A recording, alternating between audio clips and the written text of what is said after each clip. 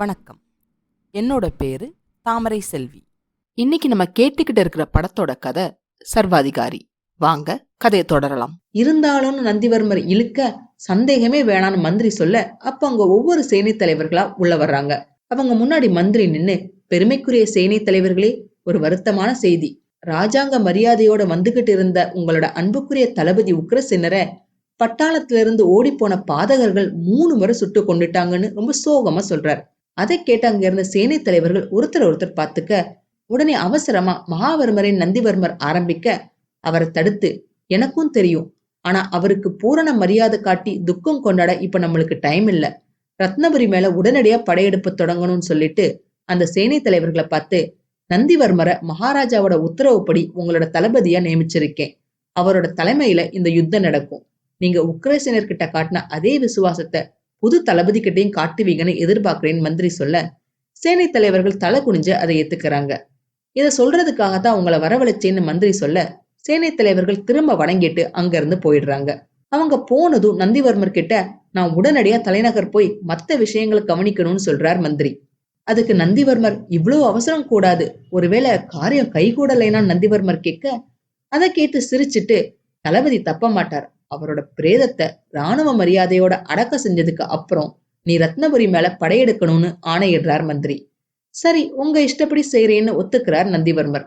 அதே சமயம் கற்பகம் மீனாவை பார்க்க அவங்க கிராம வீட்டுக்கு வந்திருக்காங்க. வாடி இருக்கிற கற்பகத்தோட முகத்தை பார்த்து, ஏன் முகம் வாடி இருக்குதுன்னு மீனா கேட்க, மீனா, நீயும் என்ன போல ஒரு பொண்ணு, ஒரு பொண்ணோட மனசு இன்னொரு பொண்ணுக்கு தான் புரியும், புண்ணாகி இருக்கிற என்னோட கண்ணப்பாரு, என்னோட வாழ்க்கையில நீ ஏன் குறுக்க நிக்கிறன்னு அழுதுகிட்டே கேக்குறாங்க கற்பகம். அதை கேட்டு அதிர்ச்சியோட, நானானு மீனா கேட்க, ஆமா, ஆசைக்கு ஒரு அத்தான்னு கற்பகம் ஆரம்பிக்க, அவரைத்தான் நான் காதலிக்கிறேன் கற்பகம்னு மீனா சொல்றாங்க. என்னோட அத்தானை நீ தியாகம் செய்யக்கூடாதான்னு கற்பகம் கெஞ்ச, அந்த வார்த்தையை கேட்ட மீனாவுக்கு மனசே வலிக்குது. கற்பகம், என்னோட கண்ணு நீ கேட்டிருந்தா கூட கண்ணிமைக்காம தந்திருப்பேன். நீ என்னோட காதலர, என்னோட மனசுக்கு பிடிச்ச மணாலனை கேக்குற, நான் எப்படி தியாகம் செய்வேன்னு மீனா அழ, உடனே மீனாவோட காலை பிடிச்சுக்கிட்டு, அப்படி சொல்லாத மீனா, நான் ஏழை, எனக்கு தாய் இல்ல, தந்தை இல்ல, ஆதரவுக்காக இருந்த அத்தையும் இல்ல, அத்தானை விட்டா இந்த அவள ஒரு அனாதை, கெஞ்சி கேக்குறேன், எனக்கு வாழ்க்கை பிச்சை கொடு, மறுக்காம என்னோட அத்தானை கொடுன்னு அழ, மீனாவுக்கு கற்பகத்தோட துன்பத்தை பார்க்க முடியல. அவங்களை எந்திரிக்க வச்சுட்டு, கற்பகம், நீயாவது சுகமா வாழ்க்கையை நடத்து, பிரதாபனை உன்னோட சேர்த்து வைக்கிறேன்னு மீனா சொல்ல, கண்டிப்பா சேர்த்து வைப்பியான்னு சந்தோஷமா கற்பகம் கேட்டுட்டு, நீ ரொம்ப நல்லவன் சொல்லி அவங்கள கட்டி பிடிச்சுக்கிறாங்க கற்பகம். அப்ப ஏதோ காலடி சவுண்ட் வெளியே கேட்க, மந்திரின்னு அதிர்ச்சியோட சொல்லிட்டு கற்பகத்தை அங்கேயே ஒரு இடத்துல ஒளிஞ்சுக்க சொல்றாங்க மீனா. விரலில மோதிரம் இல்லாததை பார்த்து மீனா அதை மறைக்கிறதுக்காக ஒரு துணியால கையை சுத்தி கட்டிக்கிறாங்க. மீனா வெளியே வந்து நிக்க அங்க மந்திரி வர்றார். மந்திரி கிட்ட, வாருங்க, காரியம் வெற்றிகரமா முடிஞ்சிருச்சான்னு மீனா கேட்க, வெற்றி மட்டும் இல்ல மீனா, நாளைக்கு காலையில நம்மளோட திருமணம் நடக்க போகுது, சாயந்தரம் மணிப்புரியோட மகுடம் என்னோட தலையில ஜொலிக்க போகுதுன்னு ரொம்ப சந்தோஷத்தோட மந்திரி சொல்றார். என்னோட பக்கத்துல பட்டத்து ராணியா நீ உட்கார்ந்து இருப்பன்னு மந்திரி சொல்ல, இருங்க குடிக்கிறதுக்கு குளிர்பானம் கொண்டு வரேன்னு மீனா சொல்ல, உன்னோட தளிர்மேனியை பார்த்துக்கிட்டு இருந்தா தாகமே எடுக்காதேன்னு அவர் ஆசையா சொல்ல, அதை கேட்டு சிரிச்சுட்டு மீனா உள்ள போயிடுறாங்க. அப்ப அவசரமா காலயுக்தி ஓடி வந்து மந்திரி கிட்ட, மகாவர்மரே, உக்ரசேனர் ராணுவ முகாமுக்கு போயிட்டாருன்னு சொல்றான். அதை கேட்ட மந்திரிக்கு பயங்கர அதிர்ச்சி. மடையா, காரியத்தை கெடுத்துட்டேன்னு அவரோட சொக்காய மந்திரி பிடிக்க, இல்ல, இன்னொரு படையோட பிரதாபன் எங்களுக்கு முன்னாடியே அங்க போய் சேர்ந்துட்டான்னு சொல்றான் காலயுக்தி. பிரதாபன்கிற பேரை கேட்டதும் அவருக்கு ஒண்ணும் புரியல. கோட்டை அதிகாரியும் ஏமாத்திட்டான்னு காலயுக்தி சொல்ல, எப்படி, அது எப்படி முடியும்னு கோவமா கேட்கிறார் மந்திரி. அது எனக்கு நிச்சயமா தெரியல, ஏதோ ஒரு மோதிரத்தை காட்டினான்னு காலயுக்தி சொல்ல, மந்திரிக்கு இந்த வேலையை யார் செஞ்சிருப்பாங்கன்னு விளங்கிடுச்சு. காலயுக்திய போக சொல்லிட்டு வீட்டுக்குள்ள போறார் மந்திரி. அங்க மீனா வர அவங்களோட கையை பிடிச்சு சுத்தி வச்சிருக்கிற துணியை அவிழ்த்து, எங்க மோதிரம்னு கேட்கிறார் மந்திரி. பிரதாபனுக்கு கொடுத்திருக்கியா, அவன் தான் உன்னோட ஆசை காதலன், ஆரம்பத்திலிருந்தே என்னை ஏமாத்திருக்க இல்லையான்னு ஆத்திரத்தோட மீனாவை கேட்க, அவங்க எல்லாத்துக்கும் துணிஞ்சு, ஆமா, இனி எனக்கு உன்கிட்ட பயம் இல்ல, என்னோட பிரதாப் ஜெயிச்சுட்டார், உன்னை தோக்கடிச்சிட்டார்னு மீனா சந்தோஷமா சொல்ல, ஆத்திரத்தோட அவங்களோட கழுத்தை நெரிக்கிறார் மந்திரி. அப்ப அங்க ஒளிஞ்சிருக்கிற கற்பகம் வாளோட வெளியே வந்து மந்திரியோட சண்டை போடுறாங்க.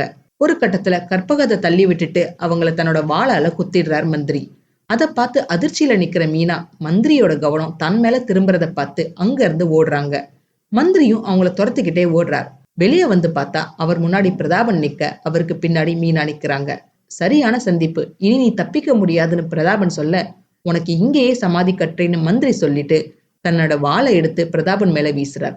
ஆனா சுலபமா அவரோட தாக்குதல்ல இருந்து விலகிட்டு அவரோட சண்டை போட ஆரம்பிக்கிறார் பிரதாபன்.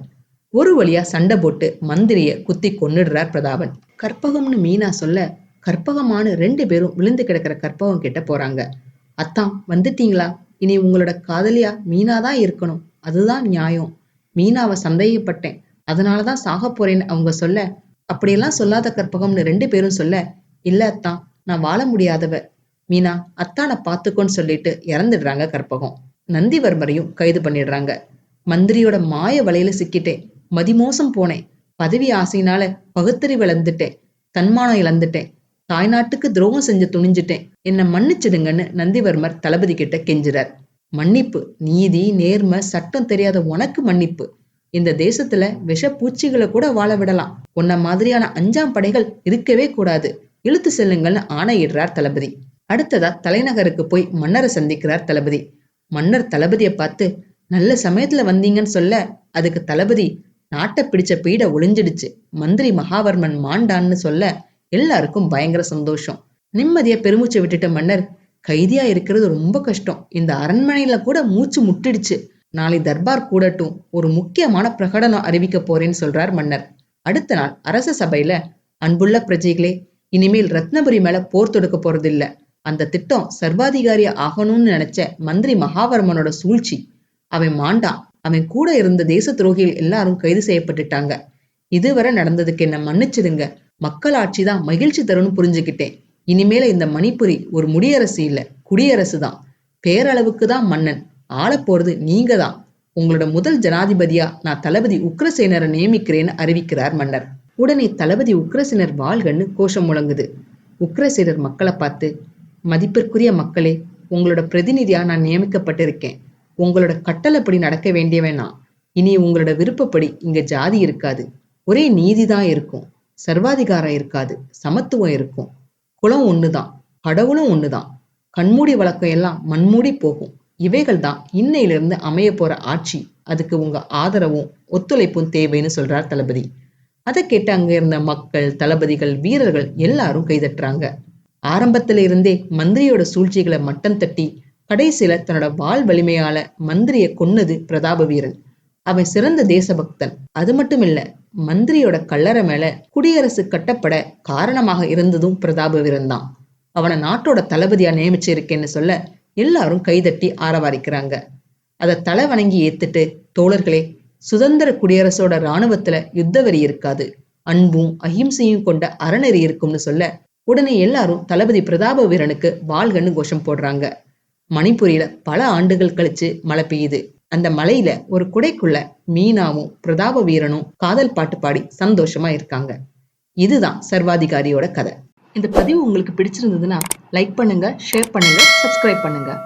நான் போடுற வீடியோஸ் உடனுக்குடன் உங்களுக்கு தெரிஞ்சுக்கிறதுக்காக நோட்டிபிகேஷன் பெல்லையும் கிளிக் பண்ணுங்க. என்னங்க, கதை பிடிச்சிருந்ததுங்களா? மீண்டும் இன்னொரு கதையோட அடுத்த பதிவுல சந்திக்கிறேன். நன்றி, வணக்கம்.